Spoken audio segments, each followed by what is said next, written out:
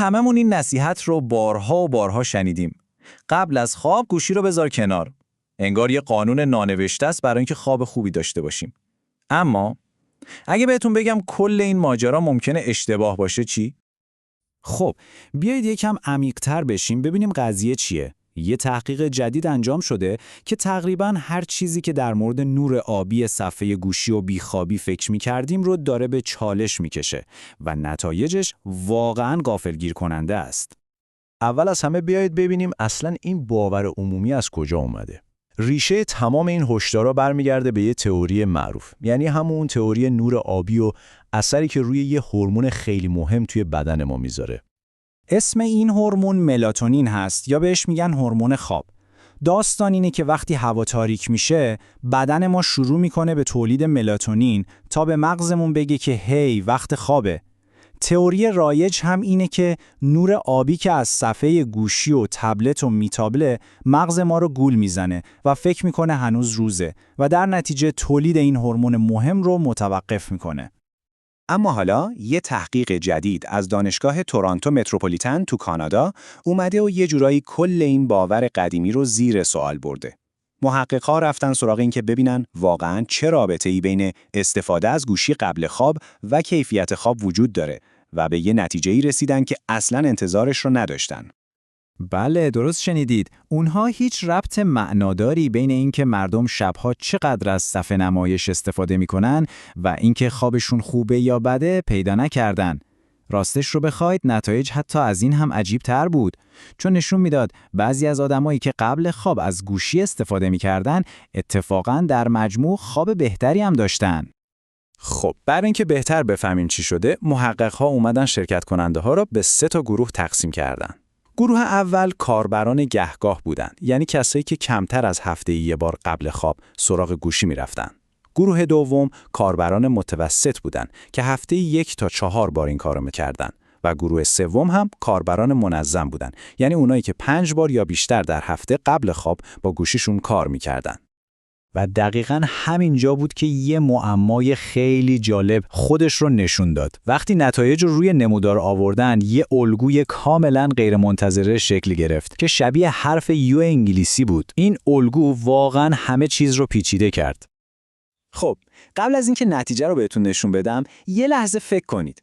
با توجه به چیزایی که همیشه شنیدیم، انتظار دارید کدوم گروه بدترین خواب را داشته باشه؟ احتمالاً میگید کاربران منظم، درسته؟ اونایی که هر شب سرشون تو گوشیه. اما جواب این نیست. و نکته جالب این نمودار دقیقاً همینه. این همون منحنی یو شکله که گفتم. کاملاً برعکس تصور ما، این کاربران متوسط بودن که بدترین کیفیت خواب رو گزارش دادن. در مقابل، همونایی که خیلی کم از گوشی استفاده می‌کردن و همونایی که خیلی زیاد و منظم استفاده می‌کردن، خواب بهتری داشتن. خیلی عجیبه، نه؟ این الگوی عجیب و غریب محققا رو به یه فرضیه کاملا جدید رسوند. شاید مشکل اصلی اصلاً خود نور آبی نیست. شاید یه عامل دیگه این وسط هست که ما تا حالا بهش توجه نکرده بودیم. این جمله از خود محقق‌ها به نوعی کلید حل این معماست. اونا به این نتیجه رسیدن که شاید ثبات داشتن توی عادتهای قبل از خواب نقش اصلی رو بازی میکنه. یعنی چی؟ یعنی کاربران منظم یه روتین ثابت با گوشی دارن، کاربران گاهگاه هم یه روتین ثابت بدون گوشی دارن. اما اون گروه وسطی هیچ روتین ثابتی ندارن و هر شب یه جور رفتار میکنن. پس نکته کلیدی اینه که بدن ما عاشق روتین و ثباته. داشتن یه برنامه منظم قبل از خواب، حتی اگه اون برنامه شامل کار کردن با گوشی باشه، میتونه خیلی بهتر از یه برنامه بی‌نظم و شانسی باشه که هر شب یه شکله. البته داستان به همین سادگی هم تموم نمیشه. 2 عامل خیلی مهم دیگه هم هست که باید در نظر بگیریم. اول اینکه دقیقاً با گوشیتون چی کار میکنید و دوم اینکه چند سالتونه. ببینید، این اسلاید به خوبی نشون میده که تأثیر روانی کاری که میکنید شاید از خود نور خیلی مهمتر باشه. زمین تا آسمون فرق داره که شما قبل خواب به یه پادکست آرامش بخش گوش بدید یا از یه اپ مدیتیشن استفاده کنید تا اینکه برید ایمیل‌های کاریتون رو چک کنید یا درگیر بحث‌های استرس‌زا توی شبکه‌های اجتماعی بشید. خب معلومه که اولی به خواب کمک میکنه و دومی خواب رو از سر آدم میپرونه. عامل دوم هم سن شماست. به گفته یکی از محققا، نوجوانا به خاطر تغییرات هورمونی دوران بلوغ به نور حساسیت بیشتری دارن. اما توی بزرگسالا یه اتفاق جالبی میفته.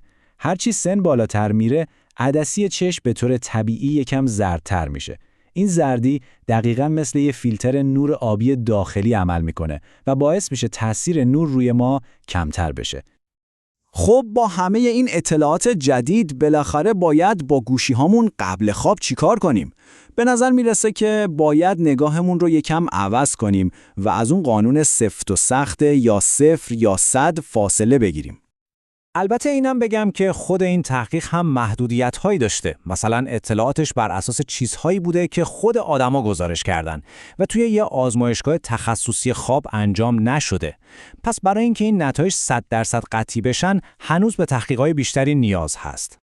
این یافته اصلا به این معنی نیست که میتونیم تا 3 صبح توی اینستاگرام و تیک تاک بچرخیم و انتظار داشته باشیم خواب خوبی هم داشته باشیم. نه، اما بهمون میگه که به جای اینکه روی نور آبی وسواس داشته باشیم و دائم عذاب و وجدان بگیریم، بهتره روی ساختن یه روتین آرامش بخش و آگاهانه برای خودمون تمرکز کنیم.